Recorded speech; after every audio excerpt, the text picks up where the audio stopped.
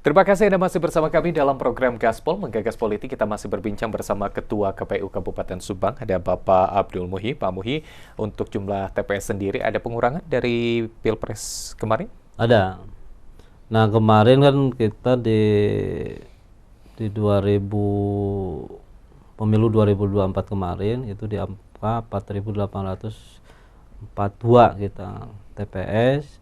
Nah, tentunya dengan kebijakan KPU RI dalam hal ini ya tentunya juga ada perbedaan jumlah batas minimal untuk jumlah pemilih di setiap TPS. Ini juga pasti berimbas pada jumlah TPS-nya kan gitu. Nah, memang kebetulan kebijakan hari ini batas minimal untuk tiap TPS ini menjadi 600. Kalau kemarin kan di pemilu 300, sekarang menjadi 600.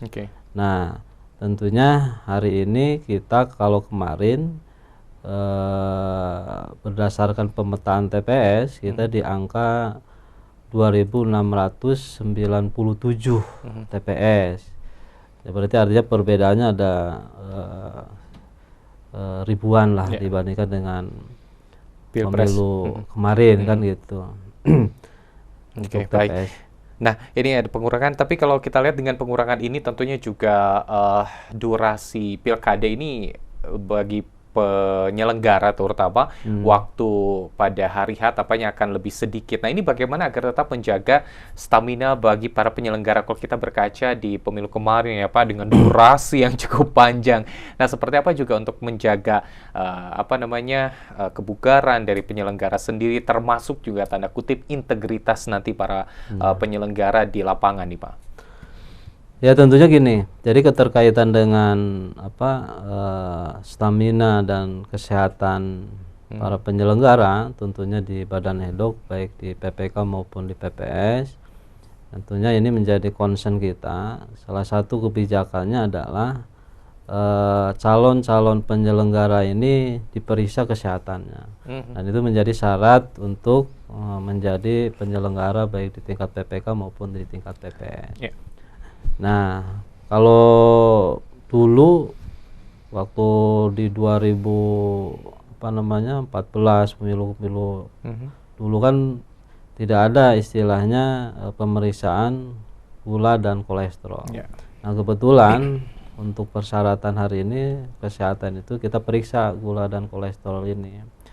Nah, artinya ini untuk mengantisipasi dan belajar dari pengalaman pemilu kemarin, minimal rekam jejak atau istilahnya rekam medis dari calon-calon ini sudah tahu lah kan gitu. Karena memang ini kan menjadi isu yang istilahnya krusial dan menggelinding kemana-mana.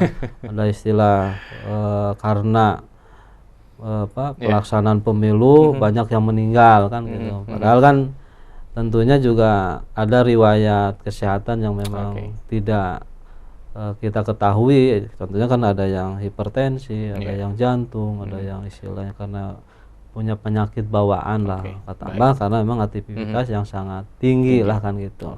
Nah, terus juga untuk keterkaitan dengan tenaga-tenaga di tingkat KPPS, tentunya kita juga dibatasi keterkaitan batas maksimal umur. Ada 55 tahun kita batasi. Artinya ini untuk mengantisipasi terjadinya tenaga atau penyelenggara di tingkat KPPS ini supaya staminanya ya memang sudah tetap bugar, siap lah kan gitu. Jadi sudah tidak udur lah gitu. Ya, baik. Nah, tadi terkait sedikit Pak soal integritas ini, bagaimana agar tetap menjaga juga penyelenggara ini tetap berintegritas, termasuk juga nanti diharapkan peserta pemilu dalam hal ini partai politik ataupun nanti siapapun yang menjadi calon juga tetap bisa mewujudkan politik yang damai seperti itu Pak dalam pilkada serentak nanti. Ya tentunya gini, keterkaitan dengan integritas ini menjadi satu kewajiban dan kebutuhan. Artinya memang dari awal seleksi untuk istilahnya menjadi penyelenggara dalam hal ini Badan Edok baik PPK maupun PPS yang salah satu penilaiannya itu kita uji keterkaitan dengan integritas.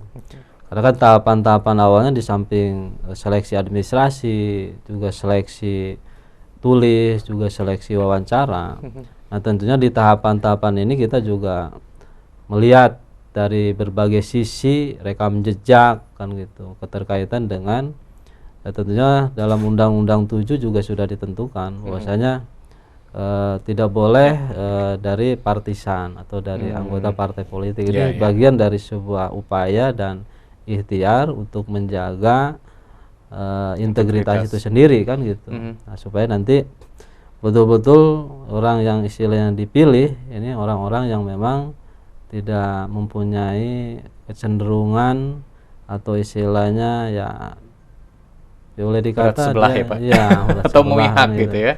Nah, ini sudah kita upayakan. Ya, tentunya di sana kita uji keterkaitan dengan dari mana, terus juga istilahnya terkait dengan integritas juga ketika berbicara di hadapan pada satu persoalan ada ini ya, ini sudah kita coba ini kan. Nah, terus keterkaitan di integritas ini juga kembali lagi kita belajar dari pengalaman pemilu kemarin. Ini kan ada berbagai tanggapan dari masyarakat. Contohnya ada yang daftar ini ternyata si orang ini seperti ini. Selama itu memang kita bisa pertanggungjawabkan data dan informasinya, maka kita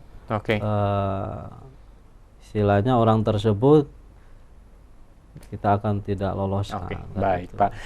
Pak Muhi, sebetulnya saya ingin berbincang lebih panjang lagi, lebih banyak lagi untuk tentunya persiapan pilkada di Kabupaten Subang. Tetapi karena memang keterbatasan waktu, mungkin terakhir Pak Muhi, apa yang ingin disampaikan kepada masyarakat, terutama juga menjelang pilkada serentak yang nanti akan digelar di tanggal 24 November 2024, khususnya bagi masyarakat Subang. Silakan Pak. Saya pikir gini, keterkaitan dengan pilkada ini merupakan sebuah proses demokrasi 5 tahunan.